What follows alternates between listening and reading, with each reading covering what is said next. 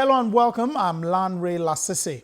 Yes, we're here on the threshold, spending the last of the year 2016 and waiting for the first fresh hours of the year 2017. It's at periods like this that we remind ourselves of the beauty of time. It gives us an opportunity to assess the past as we plan in anticipation of a new beginning. We have a report for you that looks at the year 2016 and what it means for the federal legislature. And we will start looking at what the year 2017 will mean for the legislature and the country as a whole. But first, let's look at the year 2016. The leadership crisis in the National Assembly dominated the first year of the 8th Assembly. However, 2016 was a year federal lawmakers decided to set aside political squabbles and get on with legislative work. I will be faithful. I'm there to allegiance. I'm there to allegiance. Lawmakers were, however, embroiled in a showdown with the executive over the 2016 budget. Weeks after President Buhari presented the 2016 budget to the National Assembly, there were reports that the budget was missing, then found, then padded. The 2016 budget impasse reached a crescendo when the former chairman of the House of Representatives Committee on Appropriation accused the House leadership and some lawmakers of corruption, budget padding, and abuse of office. I will continue to cooperate with the Commission. In fact, we will give the Commission maximum cooperation to ensure a speedy investigation of this matter and commencement of prosecution.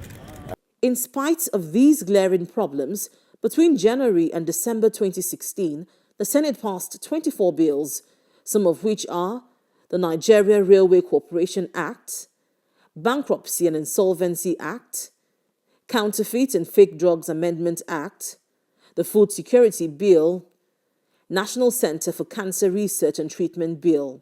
The House of Representatives passed 47 bills during the year under review, and some of them are the Nigeria Ports Authority Amendment Bill, National Water Resources Bill, the Federal Highways Act Amendment Bill, the Niger Delta Development Commission Establishment Act, Small and Medium Scale Enterprises Development Act, and the Free Integrated Childcare Bill.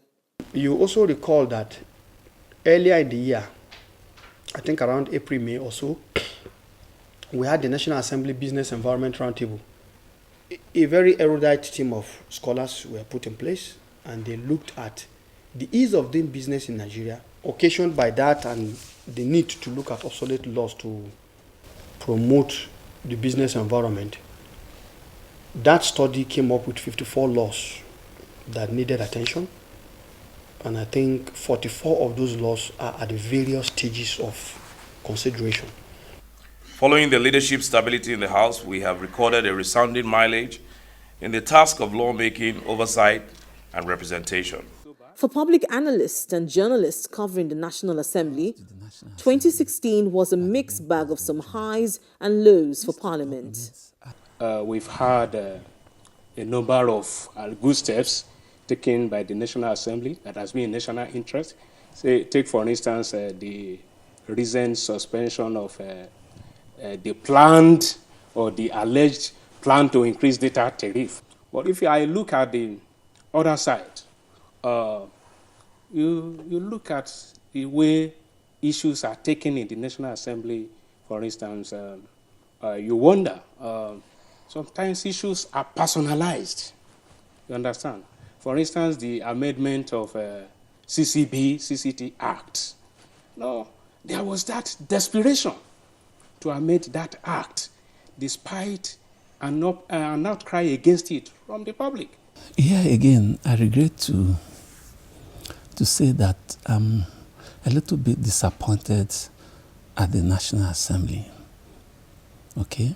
What we have seen this year is what I call a cosmetic routine of oversight, citing of the MDAs. What do I mean?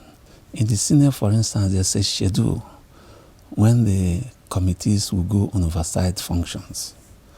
And what do? When they go to the state, the first thing they do is to go to pay courtesy visit to the governors and spend the greater part of their time in the states, with the governor.